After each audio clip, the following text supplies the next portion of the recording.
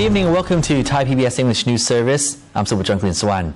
His Royal Highness Crown Prince Maha Wachiralongkorn represented His Majesty the King at the annual royal ploughing ceremony. Meanwhile, the sacred oxen chose to eat grass among other plants and crops, indicating spiritually that there will be adequate water as well as abundant food. Hugh Adams has more. To mark the start of the rice-growing season, as well as to offer moral support to Thais working in the agricultural sector, His Royal Highness the Crown Prince represented His Majesty the King at the annual royal ploughing ceremony, or Put Mongkon, today at Sanam Luang grounds.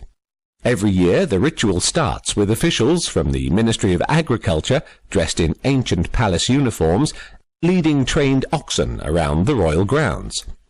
Then the sacred oxen are offered 7 different types of food: rice seeds, grass, maize, hay, sesame seeds, water, and liquor.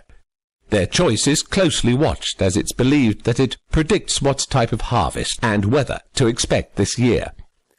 This year the oxen chose grass, which the Agriculture Ministry Secretary-General says means that there will be adequate water as well as abundant food. After the ceremony ended, people rushed to collect the seeds, which had earlier been scattered on the ground, believing that these seeds are blessed and will bring a bountiful life and a good harvest. Hugh Adams, Thai PBS. Thank you, Hugh. Members of the Organization of Islamic Cooperation, or OIC, visited the Deep South today and insist that the organization will not intervene with Thailand's internal affairs, yet suggest Thailand to reconsider some laws which may lead to human rights violations.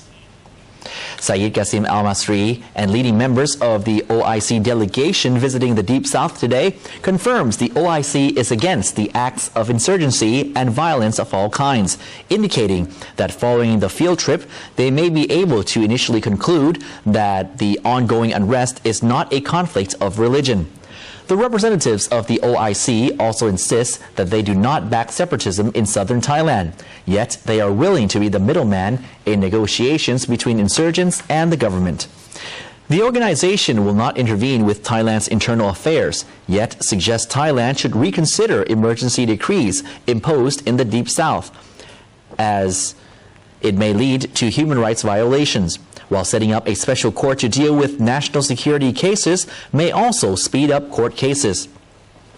Many locals in Narathiwat's Bacha district have no idea what the OIC is, but are positive that this global Muslim body will help restore peace. The Ministry of Commerce is pressing ahead with the control of prices of ready-to-eat foods after finding that they are overpriced and are not in line with the decreasing cost of ingredients. Meanwhile, the Commerce Ministry will meet with the Industry, Energy and Labor Ministries to discuss plans to put a hold on commodity prices and to find ways to help business operators reduce costs of production. Following recent market surveys, Bunsong Teriyapirom, Minister of Commerce, says that commodities currently seeping upward price adjustments are mostly vegetables, whose price fluctuate with respect to the season. At the same time, the minister will discuss with the related agencies whether or not to include ready-to-serve foods in the list of commodity prices under the ministry's control, as they currently overpriced and do not reflect the decreasing cost of ingredients. At present, the Commerce Ministry controls the prices of 42 items, including rice, eggs, vegetable oil, and sugar. Furthermore, next week, the Internal Trade Department will meet with business operators to discuss product cost structures and seek their cooperation to put a hold on commodity price rises. The Ministry of Commerce will then meet with the Industry, Energy and Labor Ministries to find ways to help business operators reduce the burden of increasing production costs. The Commerce Minister believes that the measures outlined can help halt the rise of cost of living and thus ease the public's economic woes. As for rumors about a cabinet reshuffle, especially surrounding the Minister of Commerce, who has been heavily criticized for failing to control the rise cost of living, Bunsong says it's up to the Prime Minister to decide. The opposition is preparing to file a motion of no confidence against the current government at the beginning of August, focused on the rising cost of living problem. The opposition is asking the government to reconsider the energy and minimum wage policies, while the Prime Minister accepts that the Commerce Ministry has failed to curbing the cost of living problems, but insists that the Sheep Goods Festival, or Thong Pha, is likely to ease the situation. Despite having frozen energy prices and transport fares, opposition leader Aphisit Wechachjiwa is asking the government to reconsider their energy and labor policies, such as the state oil fund contribution and 300 baht minimum wage, as they are contributing to the higher living costs. Prime Minister Yingluck Shinawatra, while accepting that the higher living costs might reduce people's confidence in the government, explains that some product prices have increased due to their seasonal nature, amount of water, as well as transportation, but she says the high living costs will be eased within 2 months.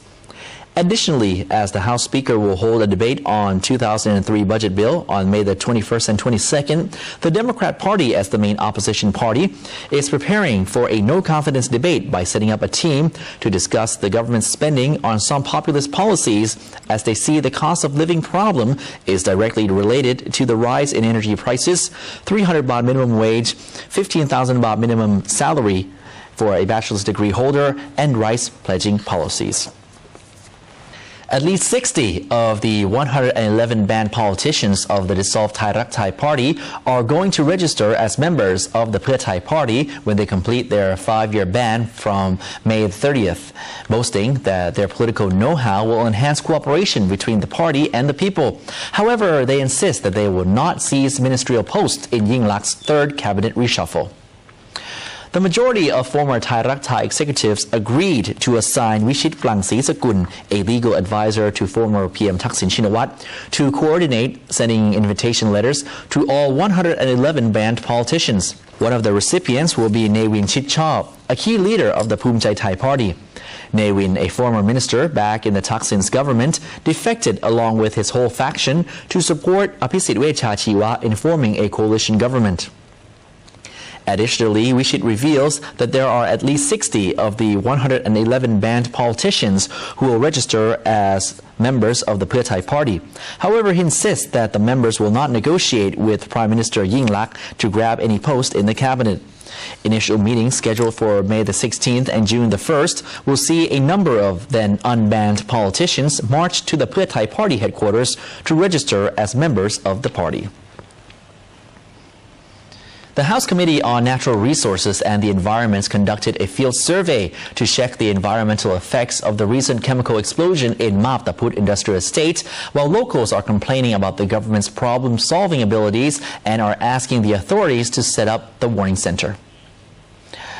The locals from Wat Takuan community in Maptaput, Rayong province are asking the House Committee on Natural Resources and Environment to enforce stricter safety measures, and they claim that Saturday's explosion at a petrochemical factory was not the first time, and the evacuation process seems to be ineffective.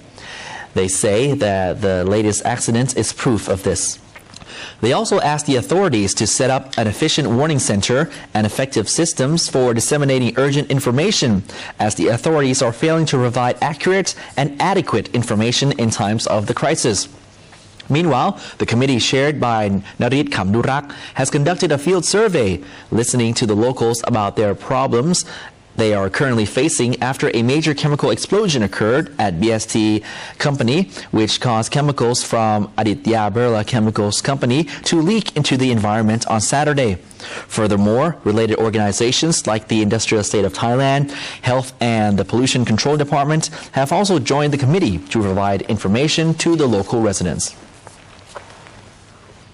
Doctors have revealed that the initial autopsy results of Ampon Tangnopakun, or Uncle SMS, discovered he suffered from a liver cancer, but the cause of his death still cannot be confirmed and has to wait for an analysis of tissue samples. Meanwhile, Red Shirt supporters paraded Uncle SMS's coffin through central Bangkok and in front of the criminal court before the funeral rites. Red shirt political activists paraded the coffin containing the body of Ampon Tangnopakun, or Uncle SMS, through central Bangkok and performed funeral rites in front of the criminal court before taking his body to a temple in Samut Prakan province for official funeral rites. Doctors have sent tissue samples for laboratory tests to confirm the real cause of death and expects the results within 2 weeks. Meanwhile, forensic experts revealed that Uncle SMS suffered from liver cancer, which has spread to other organs, including his intestines and lungs. The doctors believed that the spread of cancer was because he was not receiving any medical treatment for many months. The widow of Uncle SMS said that the reason for taking her late husband's body past the criminal court today was to question the Thai justice system. Under Thailand's strict lèse majesté laws, 62-year-old Uncle SMS was sentenced to 20 years in prison for sending defamatory text messages about Her Majesty the Queen. Meanwhile, red shirt supporters set up tents offering religious merits in front of the criminal court and publicly condemning Apisit Wechachiwa, the former Prime Minister, as well as the court sentencing of Uncle SMS. The red shirt supporters also expressed doubt that the cause of Uncle SMS's death was due to liver cancer. Deputy Prime Minister Chalerm Yubomrung says the Drug Suppression Police have officially requested the extradition of the current general Nak Khamoy, while the international media have arrived at the Go-To-Blah base near the Thai border for tomorrow's press conference. Members of the press were escorted by heavy weapons into the Go-To-Blah headquarters near Tak province. Embattled current General Nak Khamoy will tomorrow reveal inside information of drugs trade, which he claims will show his hands are clean. In an official press conference invitation, the current group insists it will take full responsibility for the safety of the press to the camp and return. Thai-Burmese relations expert from Naresuan University warned that the Thai government must not neglect the Go-To-Blah's current move, as they have their territory and armed forces near the border. Deputy PM Chalerm Yubomrung says the Anti-Narcotics Police Unit has officially asked the Burmese authorities of the extradition of current General Nak Khamoy already. The Deputy PM says the request is not sent via the Ministry of Foreign Affairs, since this is a criminal case. Chalerm is confident that General Nak is a drug lord, a claim which the general denies. Since the 2004 tsunami incident, Phuket residents who live along the coast have been practicing in tsunami evacuation drills. However, after the April earthquakes, the epicenters of which scientists claim were under Phuket, residents in the town areas are now practicing evacuation drills as well. Saikip Komsan, a resident of Thalang district, is being advised by local authorities that once they feel a quake or have been notified of an earthquake, she must take her family members outside to open ground. Saikip and other residents living in inland areas of Phuket are being trained to keep calm, not to panic, and evacuate to avoid injuries from earthquakes. Earthquakes exceeding 5 on the Richter scale, like the one in mid-April, may cause buildings to collapse. In addition to the evacuation drills and handing out information in booklet forms, local authorities are also working out a better way of communicating with Phuket Islanders who remain at risk from future earthquakes.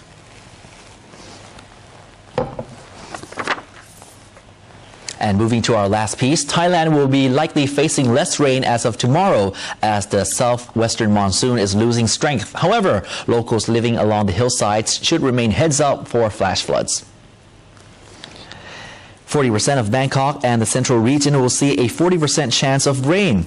The rest of Thailand will be facing an average of 60% of scattered rain and thunder showers. However, the Meteorological Department is asking residents living along the mountainous areas not to neglect the possible chances of a flash flood.